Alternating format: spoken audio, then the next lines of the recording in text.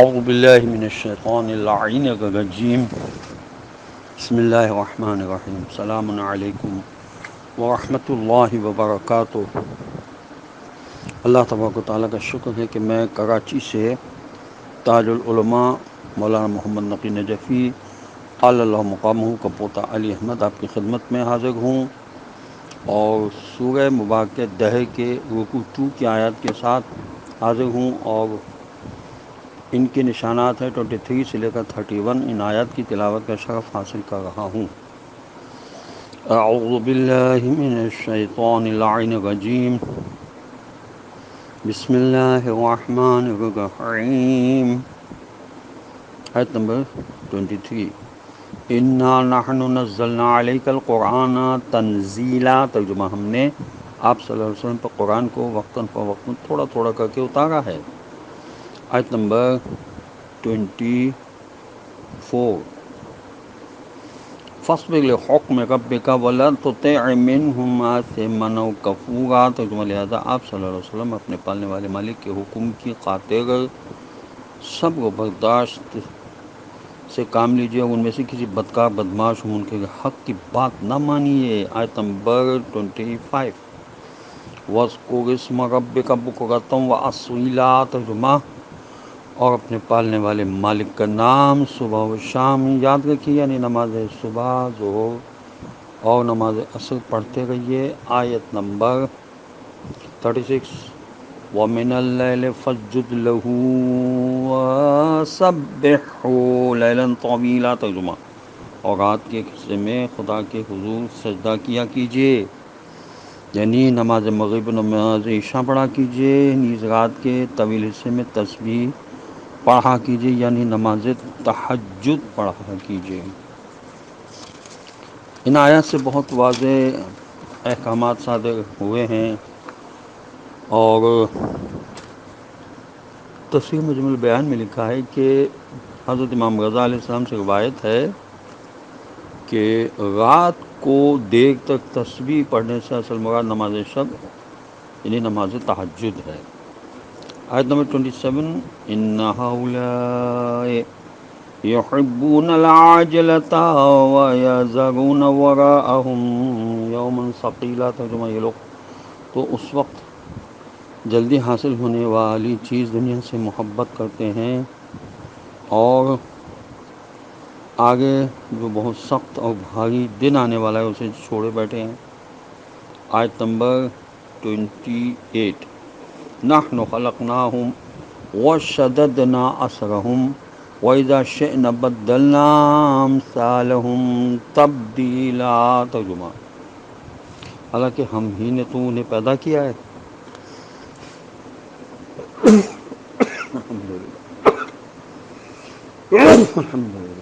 اور ان کے اعضاء و جوارح کا مضبوط نظام بنایا ہے، اور ہم جب چاہے ان کی صورتیں شکلیں مکمل طور پر بالکل بدل کر رکھ دیں۔ آیت نمبر 29۔ ان هذه تذکرۃ فمن شاء اتخذ الی ربہ سبیلا۔ ترجمہ حقیقت یہ ہے کہ یہ قرآن ایک بڑی نصیحت ہے، اب جو چاہے اپنے پالنے والے مالک کی طرف جانے والا راستہ اختیار کر لیں۔ آیت نمبر 30۔ وَمَا تَشَاءُونَ إِلَّا أَن يَشَاءَ اللَّهُ إِنَّ اللَّهَ كَانَ عَلِيمًا حَكِيمًا۔ ترجمہ اور تم کچھ نہیں چاہتے سوا اس کے جو خدا چاہتا ہے، حقیقتاً اللہ ہر بات کا خوب اچھی طرح سے جاننے والا علیم بھی ہے، اور گہری دانائیوں و مصلحتوں کی بنیاد پر بالکل ٹھیک ٹھیک کام کرنے والا حکیم بھی ہے۔ اس سے ثابت ہوا کہ معاملہ یہاں پر کچھ ایسا ہے کہ خداوند عالم کا یہ فرمانا کہ ہماری ذمہ داری راستہ دکھانا ہے، ہم کسی کو انتخاب راہ پر مجبور نہیں کرتے۔ اب یہ انسان کی ذمہ داری کہ اپنی عقل و اختیار کو صحیح استعمال کر کے حق و باطل میں فرق کرے، حق کا راستہ اختیار کرے، ہماری نعمت کا شکریہ ادا کرتا رہے۔ ایسا کیونکہ خطرہ تھا، اب کیونکہ خطرہ تھا کہ لوگ کہیں یہ نہ سمجھ لیں کہ اللہ نے سارے کے سارے اختیارات انسان کو تفویض کر دیے ہیں، تو اللہ تعالیٰ کو اب کوئی اختیار حاصل ہی نہیں ہے. اس لیے شاید میں فرمایا کہ وما تشاءون الا یشاء اللہ، یعنی اور تم کسی چیز کو نہیں چاہتے مگر یہ کہ اللہ چاہے. اس سے ثابت ہوا کہ معاملہ درمیان میں ہے، الامر بین الامرین، نہ تو انسان کاملاً با اختیار ہے نہ کاملاً مجبور ہے، بلکہ جب وہ اختیار کے درمیان ہے. ایک طرف خدا نے سیدھا راستہ دکھا دیا، دوسری طرف فرمایا کہ تمہارا کوئی راستہ اختیار کرنا اللہ کی مشیت پر موقوف ہے. اس لیے انسان کو چاہیے کہ با اختیار ہوتے ہوئے بھی ایک لمحے کے لیے بھی خود کو خدا کی حمایت و توفیقات سے بے نیاز نہ سمجھے، اور ہر معاملے میں اپنے عزم راسخ کے باوجود اپنے آپ کو خدا ہی کی مشیت کے حوالے کرتا رہے اور خدا سے توفیقات طلب کرتا رہے. البتہ یہ امام غازی کا یہ کہنا کہ آیت میں جبر کی موجیں ٹھانٹے مار رہی ہیں غلط ہے.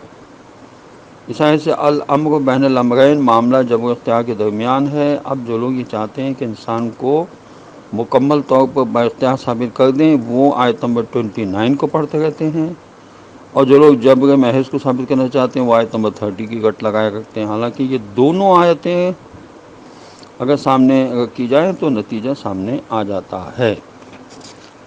بہرحال انسان کو کوشش کرتے رہنا چاہیے کہ وہ حق کے راستے کو تلاش کرتا رہے.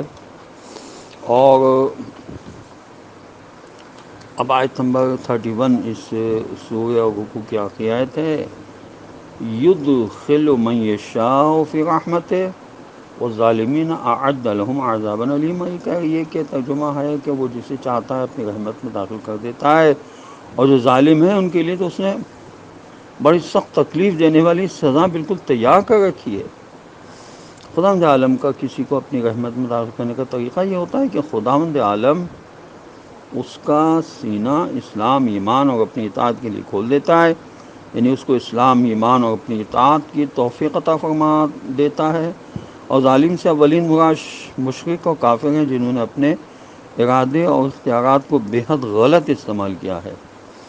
یہ تفسیر جلالین میں لکھا ہے. خداوند عالم کا فرمانا کہ اللہ جس کو چاہتا ہے اپنی رحمت میں داخل فرماتا ہے، یعنی جو شخص اپنی مشیت یا ارادے کو اللہ کا راستہ اختیار کرنے پر صرف کرتا ہے تو خدا کی مشیت اس شخص کو اچھے اچھے اعمال انجام دینے کی توفیق عطا فرماتا ہے، جس کی وجہ سے وہ شخص خدا کی رحمت میں داخل ہونے کا اہل بن جاتا ہے.